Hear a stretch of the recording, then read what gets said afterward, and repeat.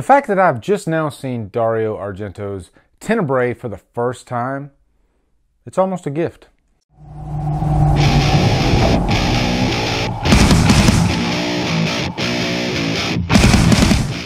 Tenebrae stars Anthony Franciosa, John Saxon, and is directed by Dario Argento. So guys, I have just been given a gift. One of my good friends and co-admin on Killer Flicks, Dylan Clancy, I've given him shout outs before, but boy does he deserve one this time. Tenebrae is probably one of his favorite films. At least that's what he's told me. And now I see why. He has been constantly telling me, you need to see this film. I'm telling you, you're gonna love it. And I am new to Giallo films. I've only seen, I think, one in the past, and that's Slaughter Hotel. And Giallo films are definitely a different breed of horror film. Let's get that out there. They are very free. That's the best word for them. They don't feel constrained at all. A lot of times they're sexual in nature. The best way to describe it is the chains are released. And before I get into this review, there will be an Amazon affiliate link to buy Tenebrae if you want to. You can buy it on Amazon and it will support the channel. But also I want to tell you a quick little story. I saw Black Christmas for the first time probably about 10 years ago, roughly. And this was a similar situation. You know, I went into that film because of a documentary on the Halloween series. And I'd never heard of Black Christmas. And I went into it thinking this is probably, you know, it's an old 70s type of film. I'm probably not going to love it that much. Black Christmas is one of my favorite films of all time. After that one viewing. Tenebrae is now one of my favorite films of all time. That's how good this film is. Another good way to break it down for you. The slasher genre is my favorite horror subgenre. But the bad thing about the slasher genre is only maybe 2% of those movies are 5 out of 5 films. Cream of the crop. You know, we're talking Halloween, we're talking Black Christmas.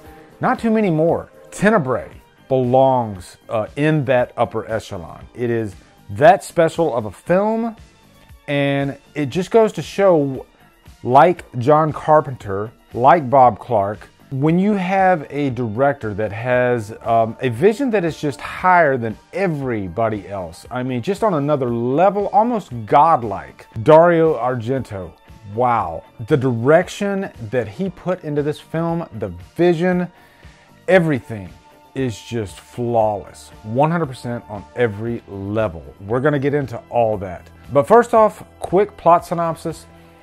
Tenebrae is based on a book called Tenebrae, and it's about this series of murders. And these murders, they're happening in Rome. Peter Neal, he is the author. He's a famous author from the States. And the very first kill in this movie, it's a really interesting one. All the kills are interesting. But this first one really sets everything up because the pages of the book Tenebrae, they're ripped out and they are shoved into the female's mouth. And so that opens up this whole investigation. Why is this killer choosing this book as part of his first murder victim? And so of course the fingers are pointed at the author, Peter Neal. Not directly to accuse him, but at least for questioning. And really that is the plot of Tenebrae. You know, it's a murder mystery at its core, and that's what makes it interesting. You're always guessing throughout the movie. You know, you want to know who the killer is. And I think Dario Argento does a great job of concealing that and surprising you at the end of this movie. Might not surprise everybody, but it did surprise me. But that's not the big selling point for this movie. That is just one of the aspects that make this movie great. But the biggest thing that makes this movie fantastic is the direction, especially when it comes with the kills. If you remember in John Carpenter's Halloween, all the kills, they were drawn out. They weren't quick. It was about the anticipation, and that's a hard thing for a director to do. You have to be a really capable director because any director can stretch a scene. So what do you do in that time frame before the inevitable punchline? And that's where Dario Argento is a master. He uses the camera as a tool to do that. There is one shot in the middle of this movie, and there's a picture that I'll throw up here, and it's probably one of the most famous images from the movie. You know, you see one of the victims' faces through a t-shirt. and it looks beautiful. It looks iconic. And you can tell that Dario Argento, he mapped out, you know, every beat of all these scenes.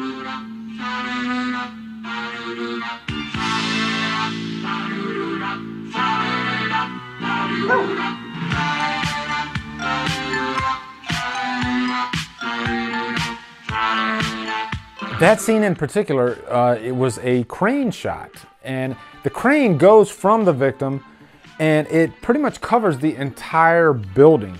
And then it goes into another one of the victims whose kill is also equally as stylistic and impressive. Also, there is another scene with an actress and she is running from a dog. And how they were able to get that dog so close to this actress. And remember, this is in the early 80s. They didn't really use camera tricks. That dog was really on top of that actress. And I felt scared for her during that scene. I don't think that's ever happened in another film that I've ever seen. There's even a scene where she climbs a fence and she jumps in high heels, and this looks like a 6-foot fence, and she lands on her feet and keeps going. You don't see that these days. These days, they take precautions to keep the actors and actresses safe. It does kind of pull back a little bit as far as believability goes. In this movie, you really feel like the victims are in danger. It's visceral. And let me just say, that actress, she earned her money that day. Definitely. Also, what else makes a movie like this a masterpiece? The score in this movie is so signature. It's intoxicating, really. And it's one of those scores that you can't get it out of your head after you listen to it. But you can tell Dario Argento, he likes to, I guess, paint a picture when he does a film. And that's what Tenebrae is. At the end of the day, when this film finally finishes, it feels like you're standing back and you're looking at a beautiful painting. And I would imagine that's probably what Suspiria is like too. I've never seen Suspiria. I constantly am told it is a beautiful film to look at. It's one of those that you have to see. And after seeing Tenebrae, I have to see Suspiria. I'm really looking forward to it. Also, I could automatically see the legacy of Tenebrae after watching it. There's a movie by Brian De Palma called Body Double. And I got a lot of those vibes of Body Double from watching this movie. And Body Double came out a few years after Tenebrae did. Stylistically, they're very similar. And I would say that De Palma, who is one of those signature directors, there aren't a lot of similarities between him and Dario Argento, especially in this movie Tenebrae. And before I give my rating, there's another thing. I know Quentin Tarantino is a huge fan of this film. And there is a kill at the end of the movie where one of the actresses, she gets her arm chopped off, and she, what's the best way to put this? She, I guess, spray paints in blood onto the wall. And I guess that's one of Quentin Tarantino's favorite movie kills ever. And after seeing that scene, I can see why. Guys, as you can guess, Tenebrae is easily a Trapped on an Island. What a phenomenal film, and I did not expect that. I thought it would be good because Dylan's got great taste in films, but he especially loves giallo films, and I'm still kind of skittish when it comes to those. But after seeing Tenebrae, I definitely want to see more giallo films. This was amazing. I will definitely be buying the, I think there's a Vestron release out there. I'm going to buy that, and I'm going to add this to my collection. This has to go in my collection immediately. So anyway, guys, I'm sure quite a few of you have probably seen Tenebrae.